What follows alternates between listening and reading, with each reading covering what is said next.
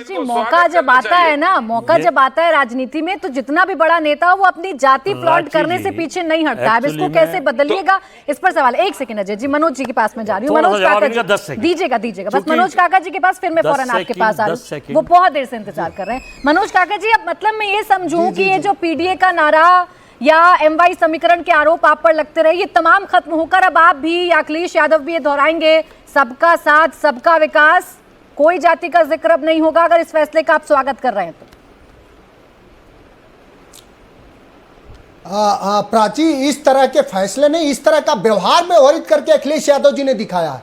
देश में एक्सप्रेसवे उन्होंने बनाया, सबसे लंबा एक्सप्रेसवे आगरा टू लखनऊ। मैं समझता हूं कि कई बार आपने भी और आपके संस्थान ने यात्राएं की होगी, कहीं उसमें कोई जाति भेद दिखता है? उसको कभी हम लोगों ने धुलवाया है कि कौन जाति के लोग जाते हैं, कौन जाति? उन्होंने मेट्रो बनाया, उन्होंने पुलिस हेडक्वार्टर बनाया, जो दुनिया का सबसे, अमेरिका से भी बेहतर पुलिसिंग के लिए वो हेडक्वार्टर है, उससे सबको न्याय मिलता है, उसमें किसी तरह का भेद हुआ? तो अखिलेश यादव जी के तो कर्म में ही ये है कि हमेशा सबके प्रति मानवता, हमारे नागरिक का भाव कैसे ऊंचा हो, हमारे नागरिकों के समस्त नागरिक का, जब समस्त नागरिक होगा तो सभी जाति वर्ग के लोग आ जाएंगे।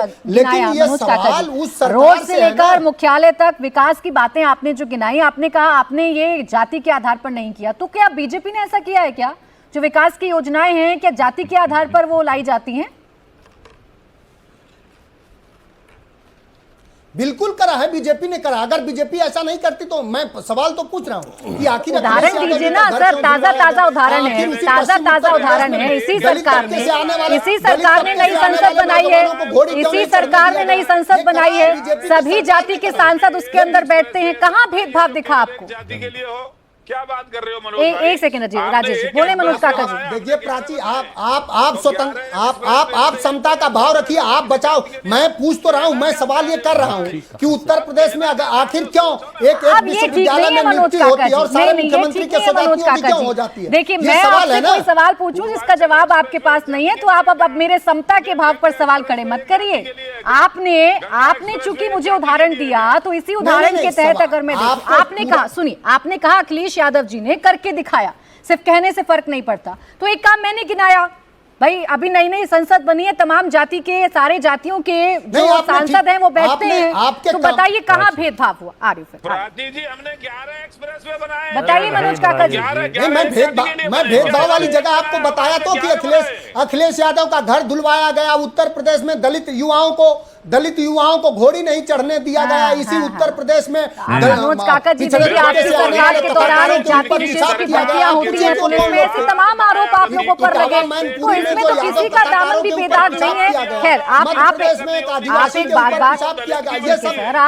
कुछ घटनाओं का जिक्र करते हैं, मुझे लगता है उसका जवाब आना चाहिए, फिर अजय जी आ रही हूँ आपके पास।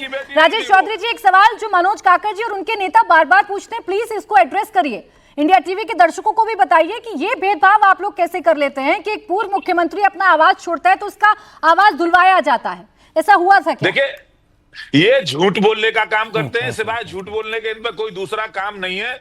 खामा का जो मुद्दा नहीं होता तो मुद्दा बनाने का काम करते हैं। मैं इनसे पूछना चाहता हूं, मायावती दलित की बेटी है, जब उन्होंने समर्थन इनकी सरकार से वापस ले लिया, तो गेस्ट हाउस के अंदर क्या काम किया था इन्होंने?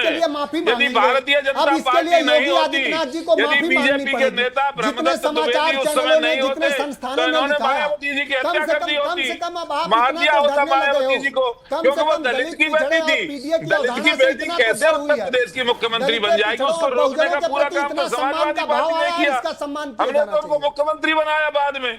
इन्होंने तो दलित की बेटी की हत्या करने का काम किया, हत्या हो जाती यदि भारतीय जनता पार्टी नहीं होती तो। और ये झूठ बोलने का काम करते हैं। केवल जाति आधारित कोई संगठन उत्तर प्रदेश में है तो सबसे बड़ा संगठन समाजवादी पार्टी है। हाथरस में करा, 2 बजे रात को करा, समाजवादी पार्टी है। दलित के बेटी की हत्या वहीं हाथरस में हुई, आपके बगल में हुई। तो मायावती की हत्या कर दी क्या बात कर रहे हो आप हाथरस गए, उत्तर प्रदेश की बाद में मुख्यमंत्री बनी मायावती जी को। चले ठीक, राजेश चौधरी जी और मनोज काका जी, दोनों ही जातियों का मेंशन नहीं होना चाहिए, गुणगान नहीं होना चाहिए, जातियों को लेकर बातें नहीं होनी चाहिए। और देखिए, सब जाति गिना रहे हैं यहाँ बैठकर, सारे नेता जाति गिना रहे हैं।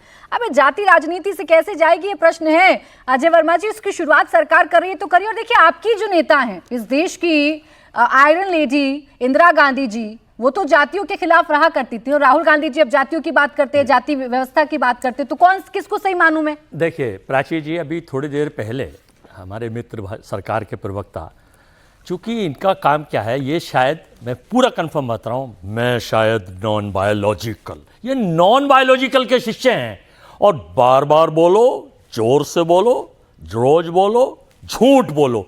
झूठ इनकी किताब में ए से लेकर जेड तक 14 से 25 तक पूरा लिखा हुआ है।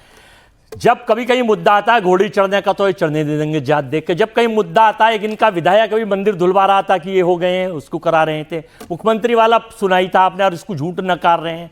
उत्तर प्रदेश में सबसे ज्यादा जातीय और धर्म की राजनीति करते हैं, तो ये भाजपा के, ये मैंने कहा है, लेकिन आप ये भी इसको आउट ऑफ स्वीकारेंगे कॉन्टेक्स्ट नहीं। चले जाते हैं ना अजय वर्मा जी। मैंने तो आपके नेताओं पर सवाल पूछा, बजाय इसके कि आप बीजेपी के नेताओं के बारे में मुझे बताएं, उनके डायलॉग यहाँ रिपीट करें, आप मुझे अपने नेताओं के बारे में बताइए ना, मैं किसको सही मानूं? देखिए, हम वो जो कांग्रेस के बड़े बड़े नेता इंदिरा गांधी जी, जवाहरलाल नेहरू जी कहा करते थे, वो मानूं, या जो राहुल गांधी जी आज कहते हैं वो मानूं? राहुल गांधी जी ऐसा कुछ नहीं कहते। राहुल गांधी जी ये कहते हैं कि जो भाजपा का ये नारा है, सबका साथ, आज आप जातियां गिनने की बात करते हैं, और राहुल गांधी जी इन्हीं जातियों को गिनने के खिलाफ मैं बता रहा हूं पुरानी कांग्रेस थी, आपके बड़े बड़े नेता।